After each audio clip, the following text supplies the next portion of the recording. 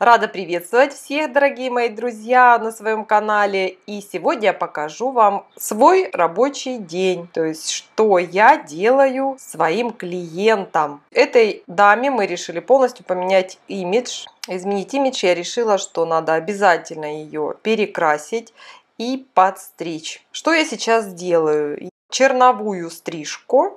Черновая стрижка делается перед окрашиванием очень часто, если человек имеет длинные волосы, а нам надо укоротить их, и чтобы не красить лишние волосы, надо быстренько их убрать. Черновая стрижка обычно это выделение большими порциями волос, то есть достаточно объемные зоны.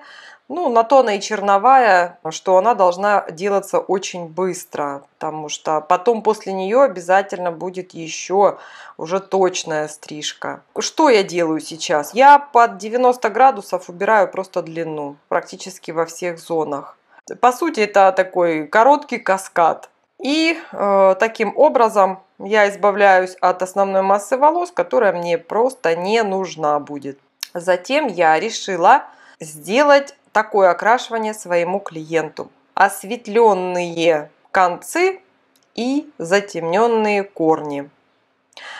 Для того, чтобы осветлить концы, я отделяю пряди по 2 примерно сантиметра толщиной и наношу на них осветляющий порошок на 9% оксиде. Сразу вам могу сказать.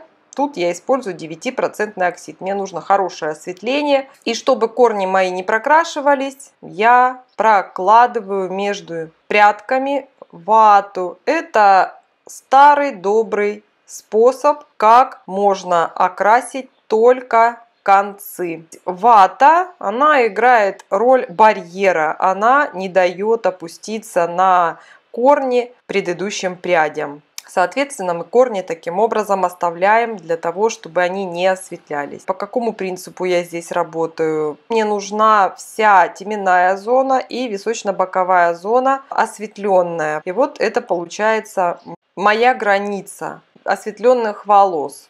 Такого плана окрашивания лично мне нравится больше всего. Я его ставлю всегда на первое место, потому что, во-первых, оно делается достаточно просто. Во-вторых, достаточно быстро. То есть это не мелирование, которое надо отделять каждую прядку, особенно если это штопка и так далее. То, что я сейчас делаю, это балаяж, потому что именно в балаяже темные корни и светлые концы. Просидели мы с осветлением 30 минут. Когда уже реакция перестала идти, то есть осветление прекратилось, оно должно когда-то прекратиться, это обязательное условие, то есть оно не может постоянно осветляться. То есть надо наблюдать, смысл есть ли сидеть клиенту с этим осветляющим порошком, либо уже можно его смывать. Я увидела, что реакция остановилась, и это произошло через 30 минут. Помыв голову, высушили мы волосы.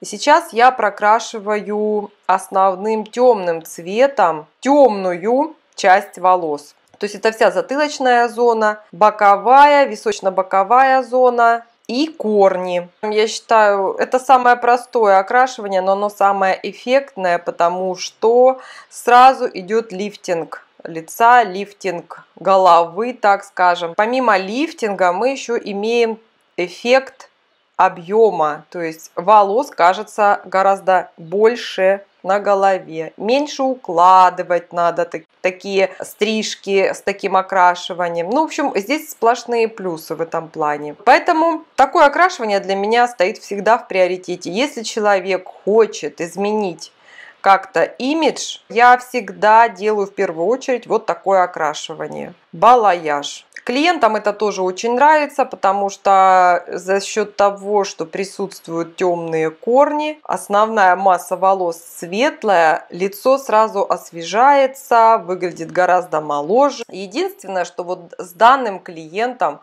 мы не до конца еще поняли, насколько коротко ей надо стричь сзади. То есть я у нее спрашиваю, какая длина сзади вас устраивает. Хотя я реально понимаю, что ее надо подстричь прям коротко-коротко.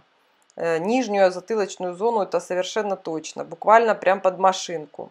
Клиент мой не сильно был к этому готов, она мне говорит, ну да, да, возможно, ну давай сначала оставим чуть-чуть, а если вдруг мне не понравится, то я соглашусь на то, чтобы побрить сзади. Я соглашаюсь, поэтому без вопросов я оставляю массу волос, то есть я себе делаю такой парашют, чтобы, если что, если клиент не будет сильно доволен длиной, я всегда смогу подкорректировать. Даже если клиент уверен вроде бы как здесь и сейчас, через 15 минут, пока вы будете там все это делать, он может быстро передумать. Это такое свойство клиентов, и ничего такого в этом нет. Вот эти понятия «мы договорились на берегу», они в парикмахерском деле вообще не играют никакой роли. Легче самому предусмотреть эти моменты, нежели потом пытаться их исправлять. Итак, мы помыли голову, уже видно, что заокрашивание у нас получилось. И что я сейчас делаю? Я делаю границу между светлыми и темными волосами. Эта граница у меня сейчас будет четкая, белая такая полоса с небольшим уклоном к височно-боковым зонам. То есть макушка немного покороче, а височно-боковые зоны идут на удлинение. То есть по бокам должно быть немножко длиннее. И еще, забегая вперед, скажу, что я здесь буду делать асимметрию. Левая сторона у меня будет длиннее правой. Вот она, наша четкая граница. Все-таки мы с нашим клиентом договорились, что мы будем делать коротко сзади, потому что я ее убедила. У меня на это были веские причины. Я ей сказала, что у нее жесткие волосы, и средняя длина таких волос будет способствовать только лишь тому, что они будут торчать. Желательно их покороче сделать. Ну, это был мой, так скажем, умысел. Я, в принципе, и хотела ей побрить сзади, потому что у нее очень красивая шея, у нее очень красивый рост волос, окантовка шикарная получается у такого роста волос. То есть так очень хотелось ей оголить затылок. Ну, в общем-то, я этого и добилась. Не наседая, конечно, на клиента, а делая всякие разные манипуляции, чтобы она сама со мной согласилась, что так и есть. Вот. Что касается длины над ушами, то клиент мой носит очки, и длина над ушами здесь играет тоже свою роль. Максимально мы сделали асимметрию ярко выраженную на левую часть, а на правой стороне у нас уже было ухо открыто. Так, что я дальше сделала? Я на топ-зоне отделила прядь, сделала из нее контрольную, подстригла на определенном уровне. И теперь, выделяя или отделяя из этой зоны часть этой пряди, я делаю градуировку, чтобы белая окантовка не была такой четкой. То есть она должна быть разреженной. И что хочется заметить, при такой градуировке мы должны обязательно смотреть за тем, чтобы макушка так и оставалась по-прежнему у нас короче, а боковые части должны идти на удлинение. Это тоже своего рода лифтинг, то есть таким образом мы приподнимаем визуально макушку. То, с чем вечно сталкиваются наши клиенты, которые постоянно себе поднимают всякими разными способами макушку. Дальше по пробору я также делаю контрольную прядь. И эту контрольную прядь я должна соединить сразу с длиной на челке. То есть я сразу отделяю себе длину челки, а потом уже делаю в проборе контрольную прядь. Вообще, вот эта техника, которую я сейчас вам показываю, это техника быстрый шаг, это очень быстрые стрижки. Но чтобы ее понимать, нужно немножко логичным мышлением обладать.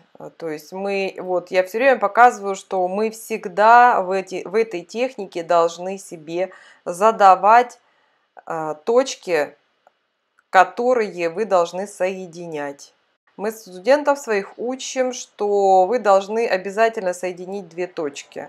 Для этого вы должны создать все эти зоны изначально, чтобы потом соединять эти точки.